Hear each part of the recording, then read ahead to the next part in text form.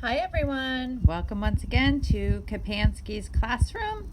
We are going to continue our reading of Tangerine by Edward Bloor, and today we're going to be reading pages 212 all the way through 219. And this is the journal entry for Thursday, November 23rd.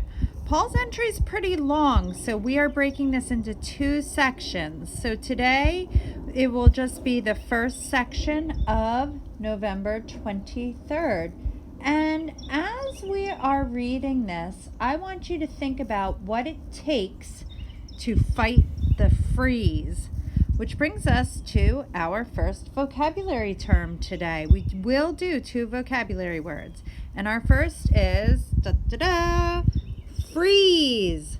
So freeze, as we read it today, it's going to be a noun, and it means a period of extremely cold, unusual weather where the temperature in Florida goes below freezing, which is 32 degrees Fahrenheit.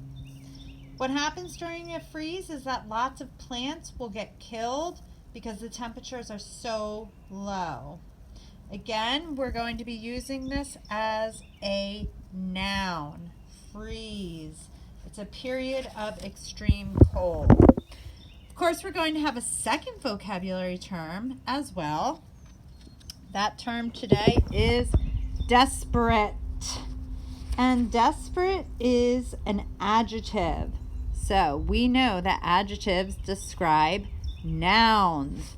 So desperate in our story today is going to describe a noun, and what it means is that it's really bad. Something, whatever it's describing, is really bad, making you feel hopeless. You can feel desperate when you really want something that you know you can't have.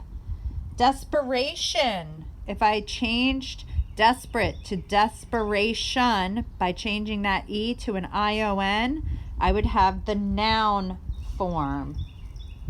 And you can also try desperately, adding that ly to make it an adverb. You can try desperately, meaning that you are trying with every inch of your strength. So our two main vocabulary terms today, freeze and desperate. Okay, so as I told you, we are going to be reading Thursday, November 23rd. Oh, guess what day it is? It is Thanksgiving in Paul's world. So as we read, I want you to think about what it takes to fight the freeze. Yesterday morning, I dug out my old Houston Oilers hooded sweatshirt, a thick pair of corduroy pants, and a wool shirt that has always been too large for me to wear. The weather has turned very cold and very windy. The guy on my clock radio called it Thanksgiving freeze. There's that vocab term. The guy on the clock radio called it a Thanksgiving freeze. Down in the kitchen, the TV weather girl called it a fall freeze.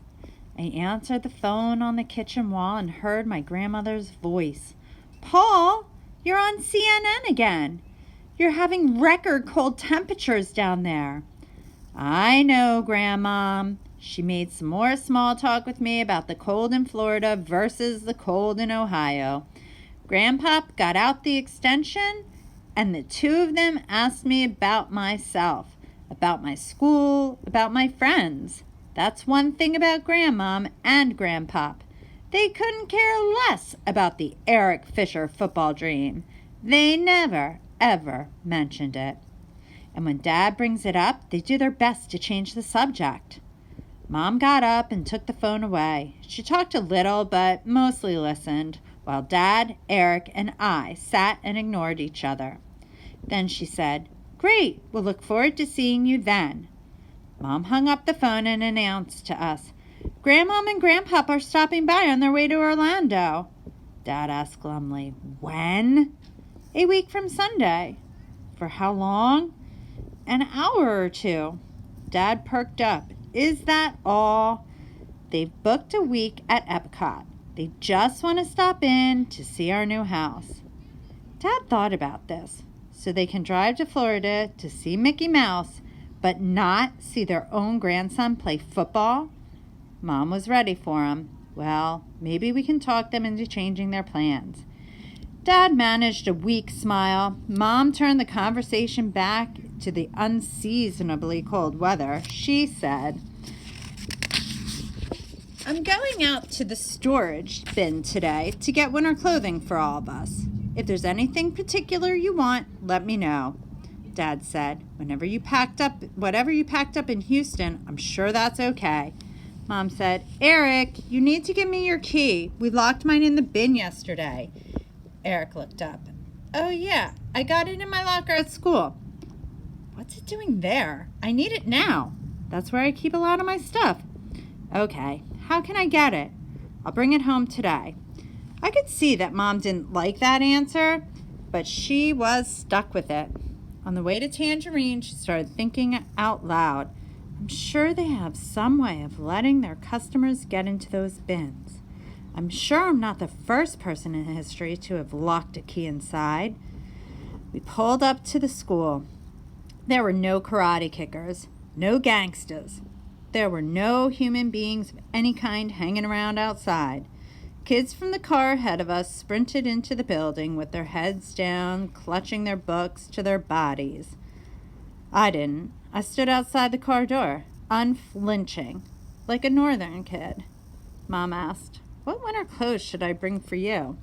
I don't know. What do I have? She looked me up and down. I swear, Paul, you've grown half a foot this year. You probably don't have anything that fits, including what you have on now. Thanks, Mom. Are you at least warm? Yeah, I'm at least that. Okay, you had better get inside. I'll see you later. I walked into the building. In those few yards, my ears were turned red and raw by the wind. A lot of kids were absent from first period. Wimps, I figured. By second period, though, I realized that something bigger was going on. At least 10 kids were absent from science. So many kids that we had to waste our time with worksheets. I walked over to Henry D's desk and asked him, where is everybody? Are they all sick? No, I reckon they're fighting the freeze. What? What does that mean? It's a tradition in Tangerine kids from families that are in the citrus business or the vegetable business can stay out of school whenever there's a freeze. Their families need them to help. It's like a snow day. I don't know about that. The kids aren't playing. They're out working. I remember my daddy and my granddaddy talking about getting out of school to fight the freezes. What do you fight with? Anything you got. Most people around here are small growers. They use whatever. They haul old tires out and start a bonfire in the groove. They burn up old bush. They do anything they can to create heat and smoke. So all these kids are out building bonfires? Some of them are. They might be out filling up the smudge pots or hauling out pipes from the water pumps. Whatever a family has to fight with, that's what the kids are working on. Do you think that's what Luis and Tino are doing? Most definitely. And Victor and those guys. They're trying to save those Golden Dawn tangerines and the rest of the trees out there. Immediately, without a doubt, I knew what I had to do. I said, Can your brother drive us out there today?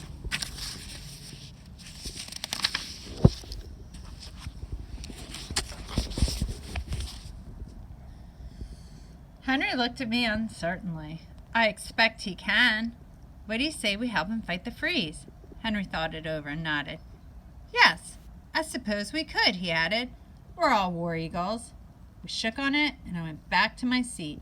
The rest of the day dragged by. Henry told me some more about the freezes in Tangerine. He explained that the first night is dangerous, but the second night is a real killer. The trees are injured already. They're weak and vulnerable. Luis and his crew had probably worked all night in the groves. They would sleep during the day, and then the battle would resume at sunset, and we would be there. I called Mom at lunchtime, but she was out. I left this message. Mom, we're having a combination science meeting and sleepover party at Tino's house. I have a ride there with Henry Dukes. I hope it's okay to go because I already said I would. The good news is that you don't have to pick me up after school. I'll call you when I get there. Bye. I'm just going to pause here for a second because I want to talk about this and make an inference. Paul wants to be a real part of the community when he decides to go and help. I know that Paul's mother doesn't have a deep understanding of Paul's relationships with the kids at Tangerine. I also know that she does care about the school. So I think that Paul decides to lie about his reasons because he thinks she won't say no if she thinks he's doing schoolwork. So I think that's why he lied. Let's read on. After last period was over, I looked out of the second floor window. I was a little worried that Mom had not gotten the message or that she had gotten it but was not buying it. Anyway, when I stepped outside, Mom's car wasn't there. The car riders were once again running panic-stricken through the pushing gusts of wind. I followed Henry across the street to where Wayne was parked. Henry pulled his hood on against the stinging wind, so I did the same. We climbed into the cab, and Henry said, "We're not going home, Wayne. We're going back out to Thomas Cruise's Groves. Can you take us?" It was all the same to Wayne. He smiled. "Yeah, I'll take you. I gotta go right back to work, though. These emergencies all over the county on account of the freeze. I don't know when I can pick y'all up." That's all right, Wayne. That's all right, Wayne. We don't need to be picked up. We're going to help them out in the groves tonight. Wayne looked at me with a genuine surprise. "Is that right? You're going to get out in that nasty cold?" Wayne wouldn't say it. He was too polite, but I know what he was thinking. How come you're not back at Lake Windsor Downs with the rest of them, complaining about the mosquitoes and the termites and the muck fire? We pulled off Route 22 at the Thomas Cruise sign and bumped down the dirt road.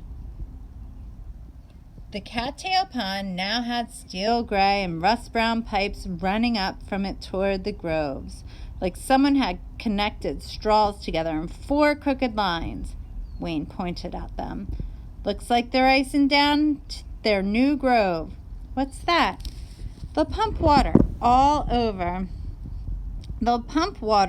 the trees all night long, probably a quarter of the grove at a time.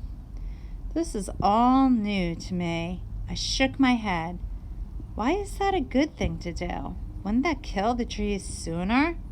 Wayne answered patiently. If you don't cover them with ice, their temperature will never drop below 32 degrees. 32 degrees won't kill a tree. 31 degrees will, if it stays that cold long enough. So why don't they just ice all the trees and be done with it?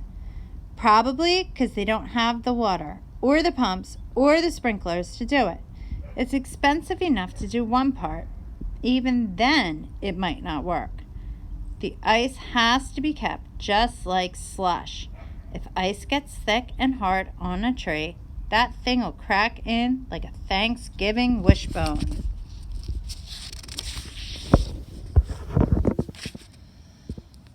So what if they start this slush thing and they run out of water? That won't happen. There's a spring lake fed. It just keeps filling up. Now they might run out of diesel fuel. Water won't do any good if you can't pump it where you don't want to. Look over there. Wayne pointed at something that I hadn't noticed before. On the rising ground behind the house, barely visible from the road, was a vertical orange tank 20 feet high. It looked like a giant can of frozen orange juice stuck there on its side. That tank's full of diesel fuel. The diesel's your lifeblood tonight.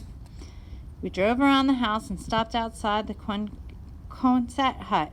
Luis and his father were standing by the back door.